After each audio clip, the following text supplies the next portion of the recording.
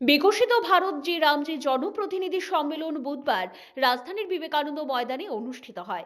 এই সম্মেলনে প্রধান বক্তা হিসাবে উপস্থিত ছিলেন কেন্দ্রীয় গ্রামোন্নয়ন মন্ত্রী শিবরাজ সিং চৌহান। বিশেষ অতিথি হিসাবে উপস্থিত ছিলেন মুখ্যমন্ত্রী ডক্টর মানিক সাহা, লোকসভার সাংসদ বিপ্লব কুমার দেব, খাদ্যমন্ত্রী সুশান্ত চৌধুরী, প্রাণী সম্পদ বিকাশ দপ্তরের মন্ত্রী সুধাংশু দাস, উচ্চশিক্ষা দপ্তরের মন্ত্রী কিশোর বর্মন, আরডি দপ্তরের সচিব অভিষেক সিং প্রমুখ। সম্মেলনে বক্তব্য রাখতে গিয়ে মুখ্যমন্ত্রী ডক্টর মানিক সাহা বলেন, গ্রামীণ মানুষের কর্মসংস্থান ও জীবিকা সুরক্ষিত করবে এই আইন। আগে এই আইনের মধ্যে বছরে 100 দিনের কাজের গ্যারান্টি ছিল, তা এখন বেড়ে দাঁড়িয়েছে 125 দিন। তাছাড়া শ্রমিকদের স্বার্থে এই আইনের মধ্যে বেশ কিছু সুযোগ সুবিধা প্রদান করা হয়েছে। মুখ্যমন্ত্রী বলেন, আগে এমজিএনরেগার মধ্যে যেসব সুবিধা প্রদান করা হয়েছিল, এর চেয়ে বেশি সুযোগ সুবিধা প্রদান করা হয়েছে বিভিজি রামজি আইনের মাধ্যমে। শ্রমিকদের স্বার্থের কথা চিন্তা করে এই আইন নতুন করে তৈরি করা হয়েছে।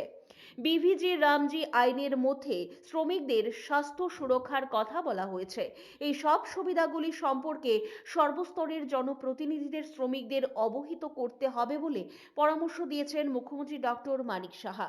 এদিন কেন্দ্রীয় মন্ত্রী শিবরাজ সিং চৌহানের হাত ধরে রাজ্যে বিভিজি রামজি প্রকল্প চালু করা হয়েছে।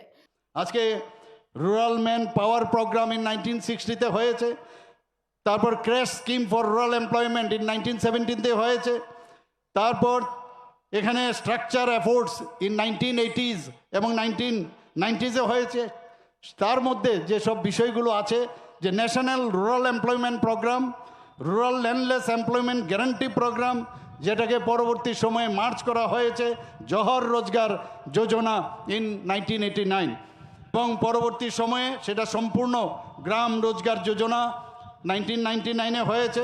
সেখানেও মেইন যে উদ্দেশ্য ছিল যে সমস্ত গ্রামীণ এলাকায়, আমার পূর্ববর্তী বক্তা বলেছেন যে গ্রামের যদি উন্নয়ন না হয় তাহলে আমাদের রাজ্য এবং আমাদের দেশ কোনো সময় উন্নয়ন হবে না, এবং সেই দিশায় মাননীয় প্রধানমন্ত্রী যে কাজ করছেন। ব্যুরো রিপোর্ট, পজিটিভ বার্তা।